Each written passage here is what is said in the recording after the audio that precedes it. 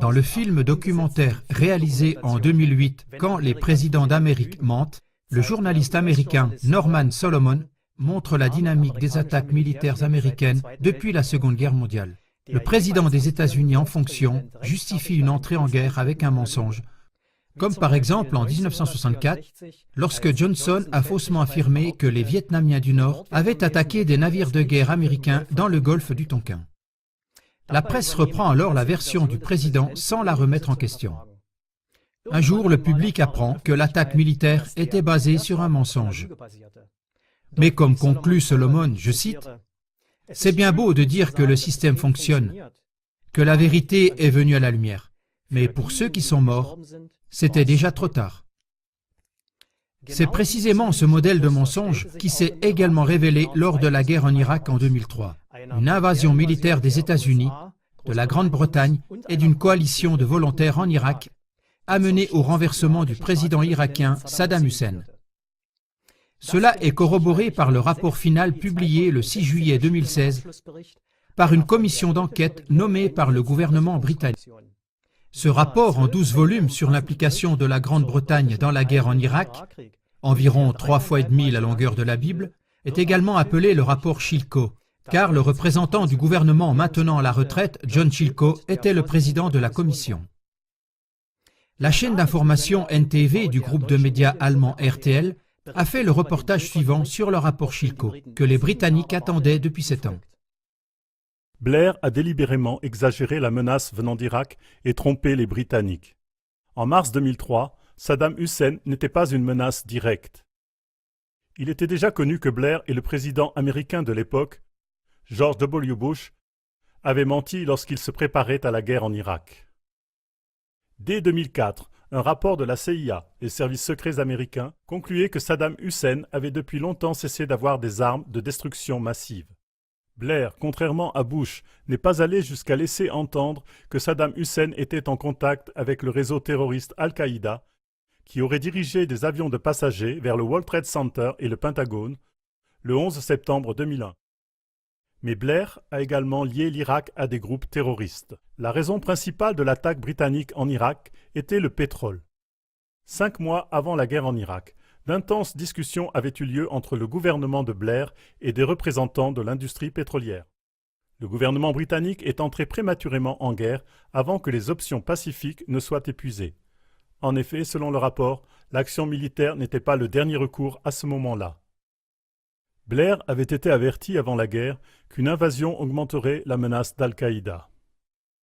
L'opération de l'armée britannique, qui a duré 6 ans, a tué 179 soldats du Royaume-Uni. Selon un décompte du site web de l'Iraq Body Count, plus d'un quart de million de personnes, dont 180 000 civils, ont trouvé la mort au cours de la guerre en Irak et de la guerre civile qui a suivi. Voilà donc certains faits du rapport Chilcot selon NTV. La vérité apparaît et le système semble fonctionner. Le verdict le plus dur en un mot est celui du journal britannique The Guardian, qui est le suivant. Un pays est ruiné, la confiance est ébranlée, la réputation est détruite. Mais ça fonctionne seulement en apparence. Or, si le système fonctionnait, petit a, les responsables seraient traduits en justice et condamnés. Et petit b, les politiciens, les médias et le grand public en tireraient les leçons pour que l'histoire ne se répète pas. Cependant, Bush et Blair ont maintenu que la décision de renverser Hussein était la bonne. Et je cite, « Le monde est meilleur sans Saddam Hussein ». Le fait que le monde n'a jamais été meilleur après une guerre dirigée par les Américains est cependant prouvé en détail dans le film documentaire « Les guerres modernes, percées à jour, plus jamais de guerre ». Néanmoins, Blair comme Bush n'avait guère à craindre de véritables conséquences juridiques, comme l'explique NTV sur son site web.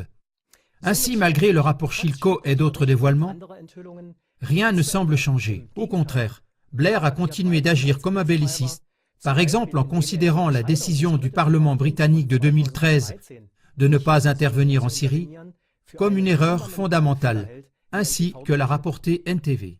Les médias de masse continuent eux aussi de façon flagrante et sont manifestement en accord avec les bellicistes. Ils n'épargnent aucun effort lorsqu'il s'agit de répandre la version américaine par de prétendues menaces, même si dans le passé elles se sont avérées être un mensonge. Le président russe Vladimir Poutine, le président syrien Bachar el-Assad et d'autres sont constamment présentés comme des menaces imprévisibles, jetant ainsi les bases d'autres guerres. Le dernier exemple est le chef d'État libyen Mouammar al-Kadhafi, qui a été assassiné à cause de mensonges américains. Son pays a été détruit et plongé dans un chaos qui perdure encore aujourd'hui. Dans sa brochure « La mobilisation à 360 degrés de l'OTAN sur tous les fronts », l'auteur allemand Jürgen Wagner a démasqué les prétentions américaines au sujet de menaces présumées mensongères et sans fondement. Cela inclut par exemple l'affirmation selon laquelle Kadhafi a menacé de massacrer la population civile de Benghazi. C'est pourquoi des révélations comme celle du rapport Schilko ne montrent rien d'autre que ceci. Le système ne fonctionne pas du tout.